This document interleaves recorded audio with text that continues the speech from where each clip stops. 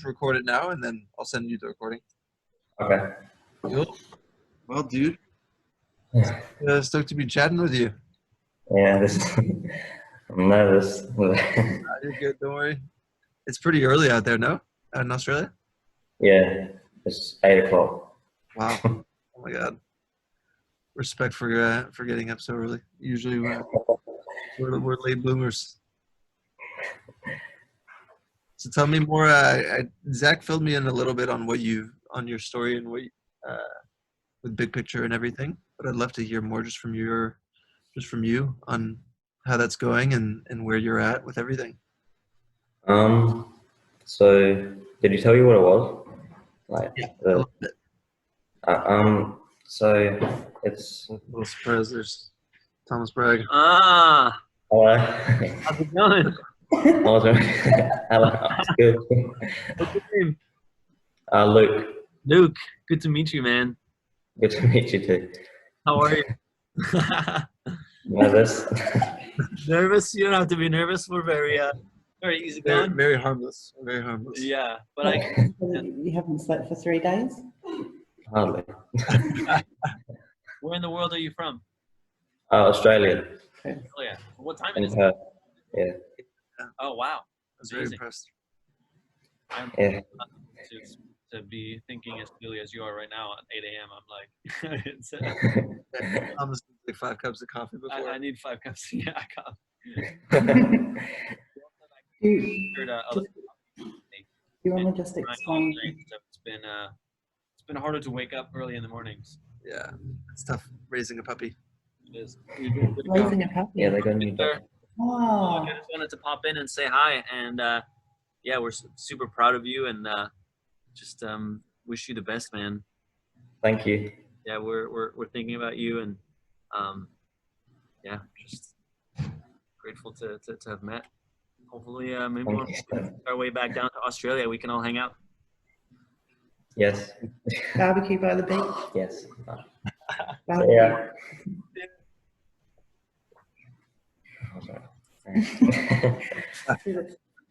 There you go. All right. Sorry for the interruption. Fill me in. So, each term, which is like 10 weeks, we get to choose a topic, like on what we get to study for the term. And I've been in big picture for a year, so I've done 4 topics. And yeah, we have to do like an hour-ish like presentation about what we've learned throughout the whole term. Yeah, on the one subject. So my first one I did like cars and stuff, and I bring in the cars and talk about them. 2 Mustangs, and then I did rock climbing. I talked about that and try sort stuff out. And then yeah, just kept going. And then I think it was term 4. I was studying drifting, like in the physics and everything about that. And I did it in front of around 100 teachers. Wow. From all over. From all around Australia. So that wasn't easy, but because of you guys, it pushed me to do it. Because I have Asperger's, which yeah, it means I struggle to communicate, if that makes sense. Sort of. So like I find it hard to You're doing it. yeah. You're doing an amazing job, dude. Yeah. Yeah. So, and just say that your mum's to the side. Just, My mum's to the side. Hello. hello. How are you? Good, thank you. I just wanted to say from you don't need to put it on me. We moved interstate about 2 years ago. So Luke was put into a school where he didn't know anyone or anything, and our biggest thing was for him to step outside of his comfort zone, and no matter what we put in place, it wasn't working. He was really quiet, really shy, and just not interested. And then I started hearing of these Yes Theory YouTube videos, all the time.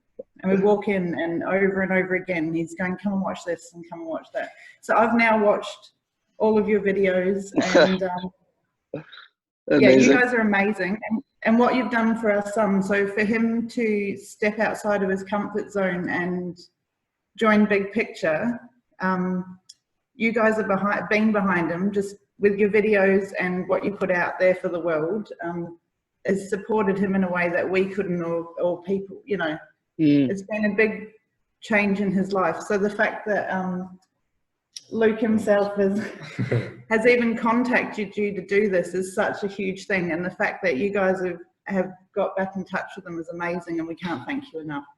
Oh, well, the thanking is mutual. I appreciate the support so much. And honestly, dude, to hear this is for us the most, I mean, it's kind of it's corny to say, but it's really the reason that we do it, you know, to hear stories like yours of people who like something in particular nags at them and they have difficulty overcoming it, but they step right into it despite the fear and despite the difficulty. And I mean, honestly, all of us, you know, at your age, I mean, I'm an immigrant to the United States, so I didn't even speak English when I first moved here. So I literally just didn't even know how to communicate to people. And at such a young age, it's just so difficult, you know, to make friends and to have people understand you when you can't even really speak their language or they can't really understand what you're going through. So although I obviously I can't fully understand what you're going through, there's like my own weird version of it is, you know, like just feeling feeling different. So, but you'll quickly realize as you get older that's actually your secret weapon. You know, that thing that makes you different is actually the most powerful thing that you own. So never let go of that, you know.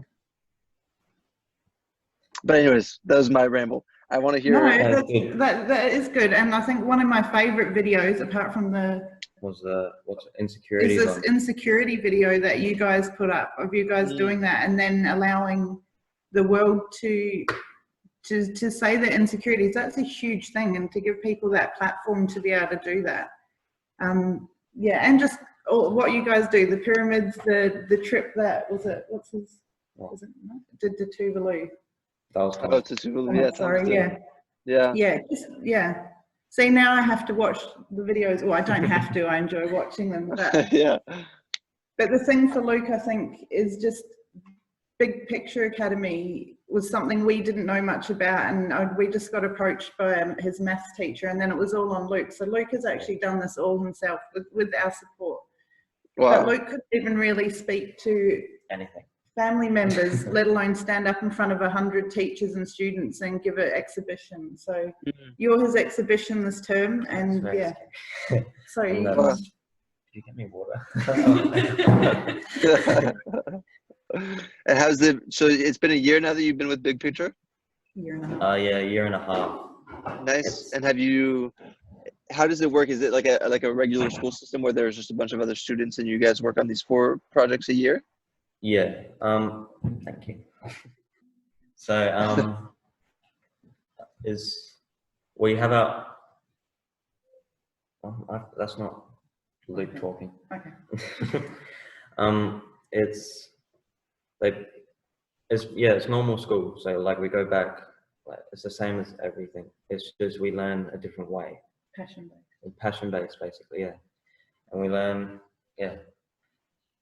So this term, my topic is yes theory. So I'm gonna be looking at. So how many people in class? So there's 20 people in each class. I'm in year 11. I don't know how the schools work over there. Second to last year of high school. Yeah, second to last year of high school. Yeah. You have one mentor per. I have one mentor, which was supposed to be here, but I don't know what happened. Too early. Yeah, probably too early. Yeah. Yeah, so there's 20 in each class, and there's one mentor that teaches doesn't tweet, doesn't teach. They guide. They guide them. Mm-hmm. So it's very hard to explain. And then so when you have the project at the end of the year, you have to do a big presentation. There's like an hour. It's every term, so you do four of them a year. Yeah. And you have to provide what do you have to provide each term? You have to provide the English in it, the math, the science, the HAS, and I forgot the last one, but it's Wow. And you have to provide, of history. portfolio. You have to have like a whole portfolio of everything. That's All the very work you've cool. done. That's Yeah. a cool system. And so now you've given how many presentations in total? 5. Wow. That's a Yeah. lot. And how have Oh, they no, gone? I've 6 because I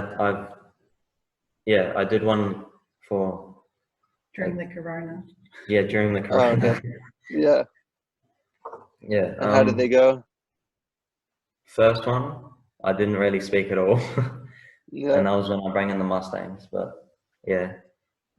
Second, I hired out a lecture theatre sort of thing. That was, I didn't speak. I did speak, but I hid behind the computer, so that didn't. Hmm. Yeah, that didn't go as well as I thought.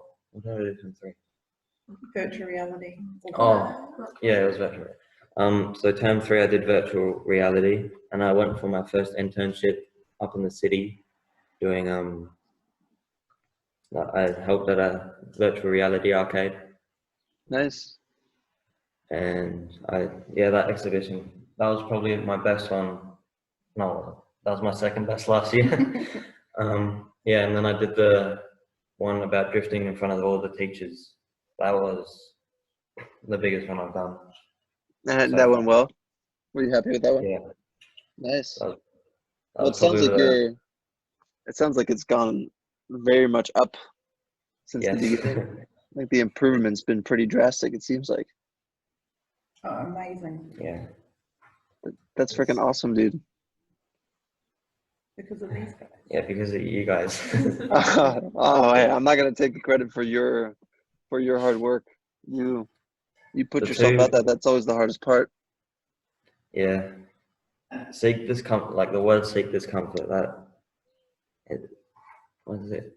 That's who you stand for. Yeah, it's what I stand for. Is that? We just wish you'd do it more at home. Yeah. Yeah. Yeah. Yeah.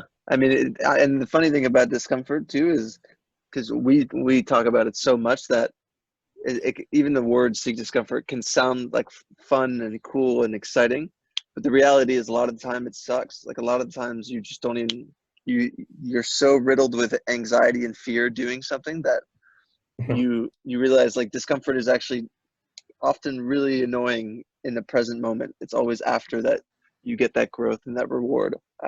So that's why you have to, the seek is so important because naturally you're going to want to avoid it, you know? But the fact that you're just going for it, and honestly, dude, public speaking is like, I'm pretty sure from, I don't know where I've heard this, but it's the number one fear of like 79% of humans.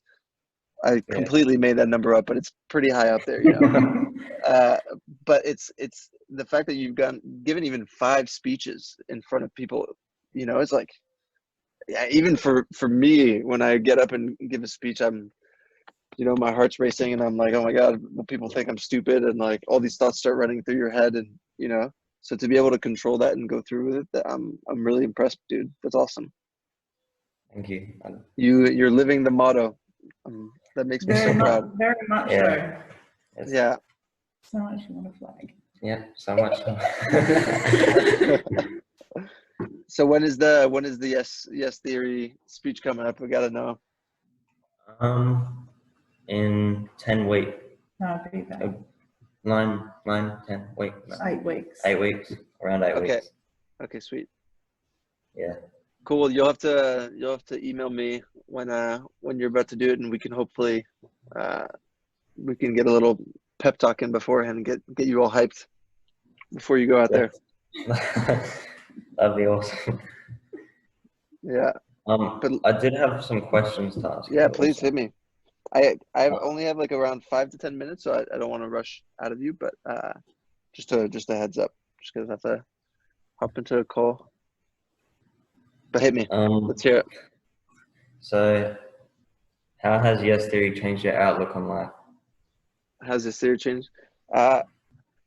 Yes theory has changed my outlook on life in the way that you can't do it alone. I used to think that I could achieve all these big things by myself. And the reason it's Yes Theory and it's not Matt's channel is because friendship and family and the people who support you are just as important. And they're the reason you're going to keep going, and they're the reason you're going to get as far as you want to go. So in order to get to the places you want to go, I mean, even for you having your mother, you know, by your side, like hold on to that, because that's, you know, that's the team. You need a team. You can't do it alone. Even your mentor as well, you know, like having people to guide your way is super, super important. And it sounds like you're doing a great job of that. You're good. He's real. He's Yeah, there. He's just a guy with a cap on backwards. That's just easy. That's right. What is the biggest accomplishment with Yes Theory? The biggest accomplishment with Yes Theory is I'd say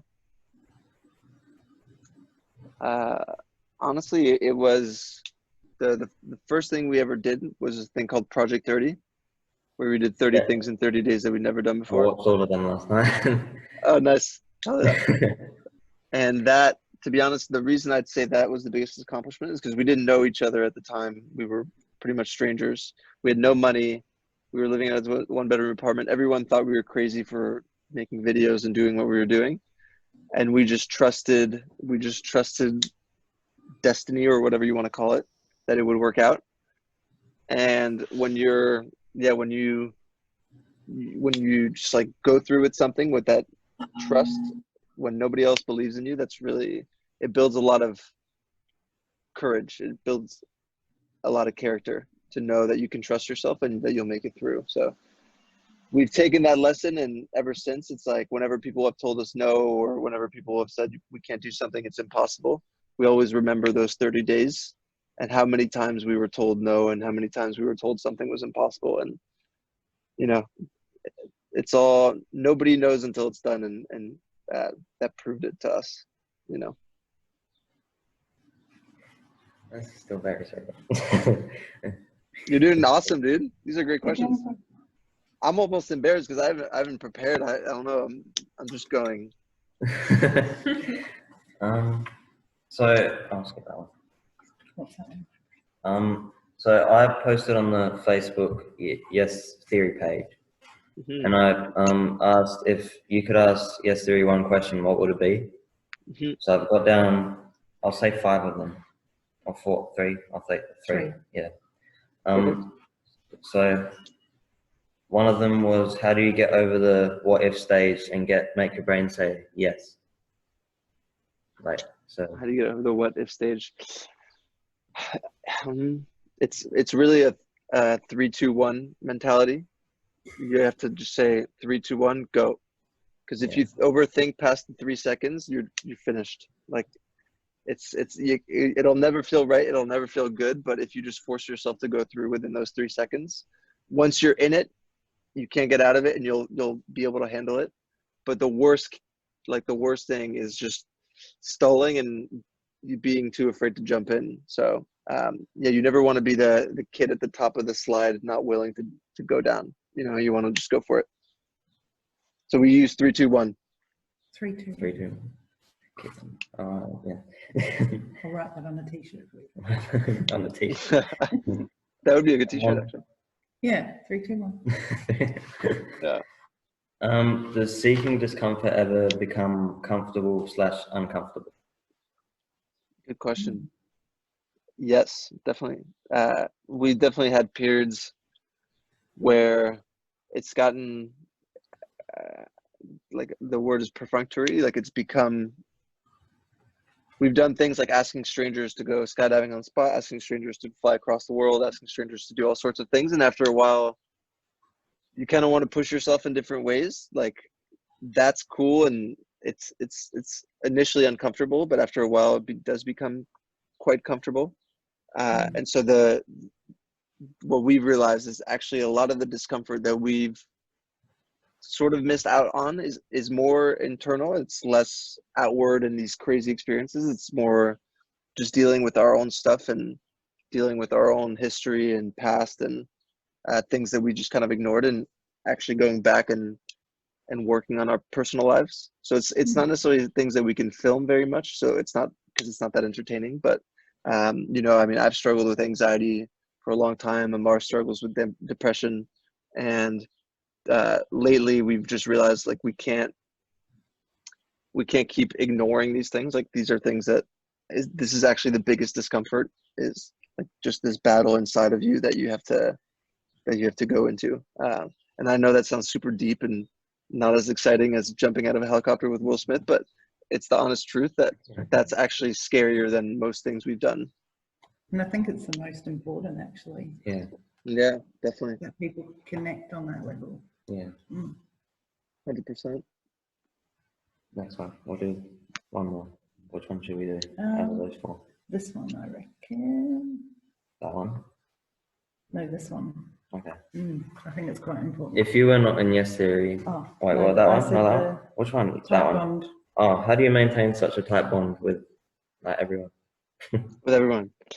Well, that's the great thing about discomfort. It naturally brings people together because you get to see each other in your most vulnerable state. And to be so vulnerable around people, you really get to know who they are, and you really get to be there for each other. So, I mean, Amar, Thomas, and I, even though we didn't know each other at all in the beginning, after 30 days of discomfort every single day, I mean, we'd been, sometimes we cried, sometimes we got angry, sometimes we were really uncomfortable and felt really awkward. And we still supported each other through that.